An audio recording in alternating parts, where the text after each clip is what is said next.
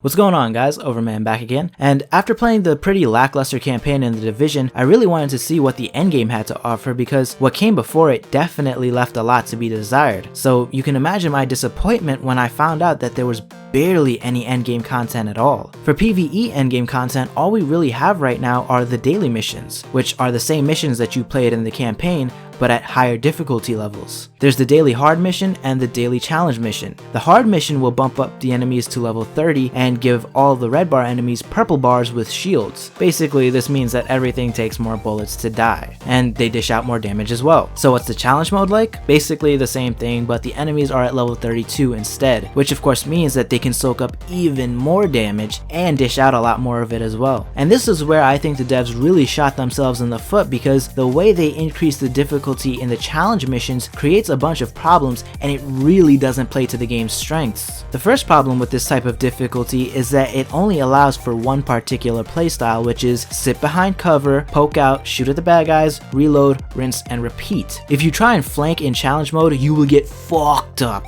because it doesn't matter if you hit the enemy from the side where they're exposed and unload an entire clip into them, they'll tank all of that damage, walk over to you, and melt your face off. Because of this, flanking is a no-go, which sucks because flanking is fun. And another problem that this causes is that a lot of the skills become useless in the challenge missions. Because enemies can soak up so much damage, things like the turrets, mines, and sticky bombs just don't do enough damage to be useful. So the only skills that are really getting used is the smart cover and the healing station. And this is one of the worst sins that a so-called RPG can commit, because it kills the fun and the replay value. What's the point of having different skills if most of them aren't even useful? It just doesn't make sense. But what I am interested in is seeing how the devs decide to handle the situation. Do they pull a Bungie and simply nerf the smart cover and leave all the other skills the way they are so that everything is useless? Or do they do the smart thing and buff the other skills, or even nerf the challenge mode enemies to give us different ways to play the game? I don't know, we'll see, but like I said, I'm interested in seeing how they handle this because I think it says a lot about how they'll be handling the game in the future. But back to the point, I think that the challenge missions are doo-doo. They're not fun at all, they're tedious and boring, and really the only reason to play them is for the rewards, which are Phoenix credits and the random loot drops. And I actually think that the daily hard missions are a lot more fun because they allow for more variety in gameplay, because you can still flank and use a variety of skills and not get punished super hard for doing so. And honestly, the daily hard mission is really the only thing in the Division's endgame that I actually enjoy, because outside of the daily missions, the only other thing to do right now is go into the Dark Zone. And I know some of you guys must be thinking, but Overman, after you played the beta, you said that the Dark Zone was the best part of the game. What happened? Well, I'll tell you what happened. In the beta, I said that walking through the Dark Zone was like walking through the hood, but now walking through the Dark Zone is like walking through a gated community, because there's no danger, there's no tension. Before the latest patch, it was super risky to go rogue, because if you died without dropping your rogue status, you would lose so much experience that you could lose multiple Dark Zone ranks, which would set you back a few hours. However, since the latest patch, you lose less experience when you die as a rogue, so it's not as punishing as before. But despite this, I really haven't run into many rogues in the Dark Zone. I've literally only had one guy go rogue on me in the Dark Zone up until this point, so I don't know, maybe people just don't want to go rogue, and that's probably because it's just smarter to work together. Once you're level 30 in the Dark Zone, enemies will be at levels 30 to 32 depending on what zone you're in, and if you're going after those level 31s and 32s, it's smarter to work together with the people around you than it is to fuck them over, especially because that person will most likely come back to get you while you're in the middle of something else, and then you'll get wrecked. So, as of right now, the only time you really need to be on your toes is during an extraction. Otherwise, you don't really need to worry about rogues. However, I will say that this probably won't last too long. Once people get geared up and those level 31s and 32s aren't as difficult to handle, I think you'll start seeing a lot more rogues, but I could be wrong. But anyways, the lack of tension isn't even the only problem with the Dark Zone. My big problem with it is that the only thing to do in the Dark Zone is farm enemies. So you run from one spawn point to another spawn point, mindlessly farming enemies, and you pick up some loot, and then you extract it, and that's it. That's all you do, and it's fucking boring. The enemies aren't that interesting. They're just the same old bullet sponges that you fight in the dailies. I think they really should have put some events or some missions out here in the Dark Zone, something, anything, because right now the Dark Zone is just a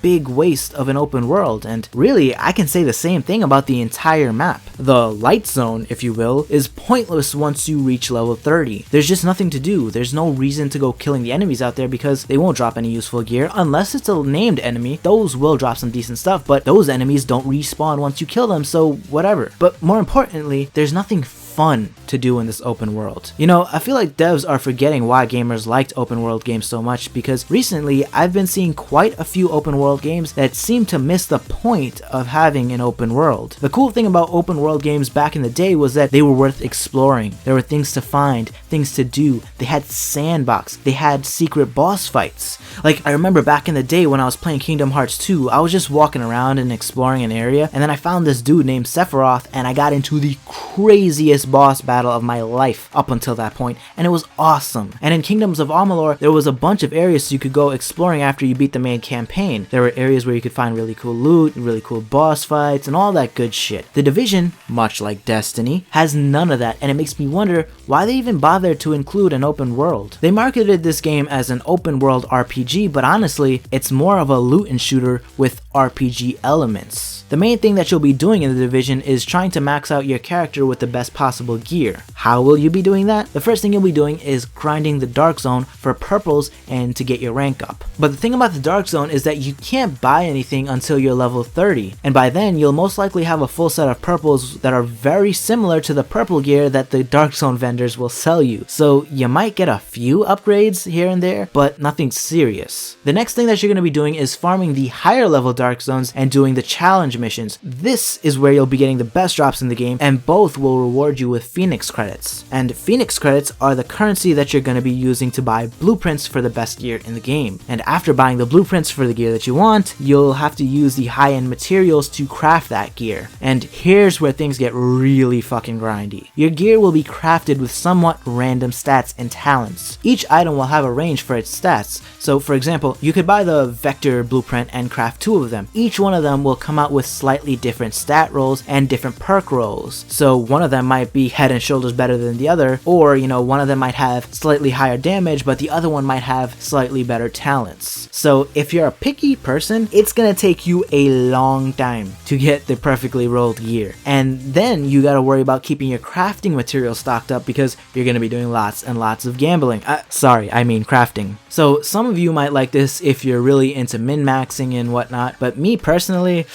I'm not about that life. And also, I talked about this in previous videos, but this game relies on the excitement of getting loot and all that, but the loot just isn't that cool or exciting. It's all just modern military stuff, and even the high-end gear isn't that interesting aside from their talents. And I'd also like to mention that a lot of the high-end gear in this game is just reskinned versions of greens, blues, and purples. So you're basically going to be grinding for higher damage versions of the guns that you already have. So, to wrap this up, I think that the Division is average at its best. When I'm playing the daily hard mission, which is my favorite content to do in the Division, you know, I pew pew here, I drop down my healing station over there, reload, pew pew some more, and you know, I mildly enjoy that, but farming the Dark Zone and playing the challenge missions, not so much. So, if you enjoyed the video, don't forget to smash that like button. If you're not feeling too shy, drop a comment down below. Let me know what you think about the Division's endgame and the Division as a whole. And if you want to see more videos like this in the future, be sure to hit that subscribe button. But